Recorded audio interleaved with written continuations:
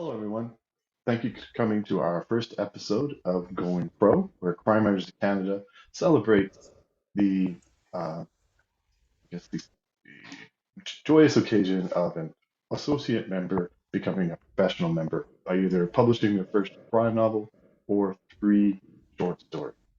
Today, I have with me one of uh, one of my best friends, Lyn E. Happy to be here with it for this moment. Um, Full disclosure, I helped publish this novel with my company, Tinker Press Publishing. But at the end, we'll talk about how you too could be on Going Pro. So Lyn is a very much accomplished writer. She's written, this will be her 50th book, but this is her first crime novel, so it allows her to jump from associate to professional member. So welcome. Thank you, Eric. It's so lovely to be here today. So as we mentioned, this is not your first book. You've written in many, many genres. But how is writing mysteries different? Writing fiction is just a whole other ball game. It's so different.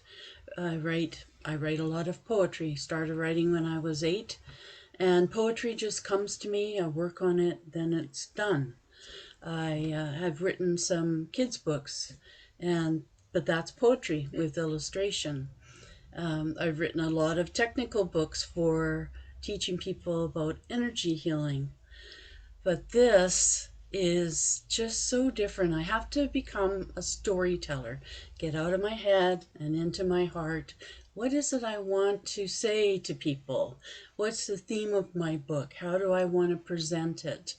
And I've taken a lot of short courses, read a lot of books, developed my library by about 3 dozen books here.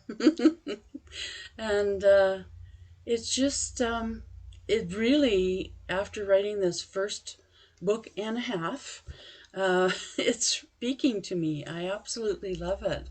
I found my new niche. So, yeah, it's very different.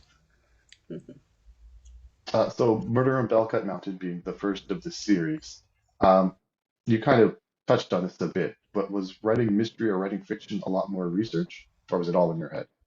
Oh, it's a lot of research because I don't know anything personally about the laws down in Oregon, for instance, which is where my book setting is. And so I had to do a lot of research on that. I wouldn't even have a clue how big of a police department does a city of 9,000 people have. So things like that to get it right. So a lot of research about that. Uh, Most of the interactions, the dialogue, the characters definitely are just my imagination. So between research and imagination, that's how I got the job done. Mhm. You mentioned that you set your story in Oregon. It's sort of a question that many Canadian authors have to consider, setting it in Canada versus the US or another location. Is there a reason why you chose Oregon? Definitely, yes. I love Newport, Oregon, which is about halfway down the coast. My late husband Norman and I visited there 29 times in 27 years, and I know a lot about it. And we are supposed to write what we know, and so that was one of my driving forces. But I didn't want to set it in Oregon because one of my favorite authors already does that. So I created a place called Artson, Artson, Oregon, which is 45 minutes due east from Newport. Completely fictional. I created this whole world over the last 6 years, and that's where I set it, and that's why I chose Oregon. I see. We just had an interview last week on the Western Wing where we talked about romance.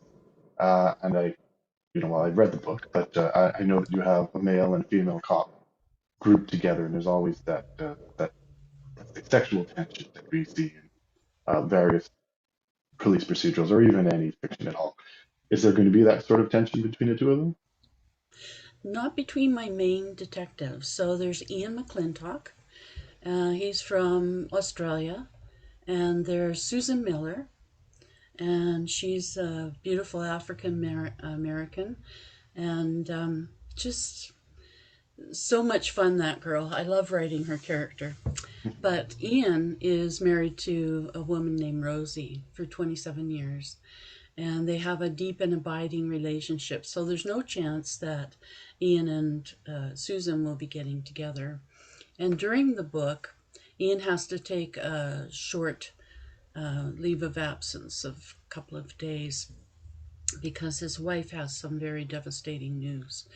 And so a fellow named George steps in, and things happen there with Susan. So she gets her own love interest.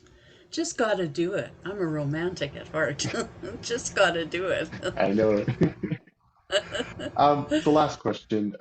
Often, independent authors are tasked with all sorts of jobs outside of our comfort zone. One of which being creating our own book covers. Usually, I recommend people to hire a professional, but in your case, you are already an artist. So, what was the process like creating your beautiful cover Oh, thank you. or creepy cover? Well, it was long and arduous. I mean, I had 6 years to play with them, and I went through many machinations to get that cover. And in the end, my son turned 50 last April 15th. Hey, why did you get your dark jacket Sorry, on? so, sorry, Lynn. There was a little bit of internet hiccup. You're talking about your son? Yes, my son turned 50 last year, and on his birthday, I invited him for dinner. And while he was there, I said, Hey, put your dark jacket on. Here's my sharpest kitchen knife. And stand over there, because that's where it all happens. And, um, and I took a picture of him, and I used it without his face, just as if you see the book cover there. Um, and I used that for my book cover. And then I've got this tree in the backyard, and it was a very, very dark night, but the moon peeked out from behind the clouds, so I used that. And the two of them together on a black background made the book cover. And that's what I really enjoyed doing, using my own art, my own fractals, and my own photography for my book covers. And that's one of your fractals behind you there. Yes, that's a fractal. I just found a copy of your book, so I'm just going to pop that up Oh, for everyone great. to see it. Thank you. So you Yeah, see there's my son. your creeping. There's my tree. The outline of the book, the format of the book, is going to stay the same, but the pictures will change and the color of the font will change.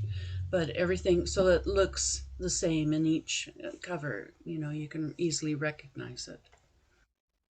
Yeah, Yeah. very important. So I promised you would keep it quick, so thank you very much, Lynn, for participating in our first Thank you. Going Pro. As I mentioned, if anybody's sitting at home watching this saying, hey, I'm an associate member of Crime Writers Canada and my first book is just about to come up, I'd like to have an interview too, please contact me at webinar@crimewriterscanada.com. Again, that's webinar@crimewritercanada.com. And I'd be happy to have a conversation with you too. But for now, thank you very much, Lynn, My for being my pleasure. guest.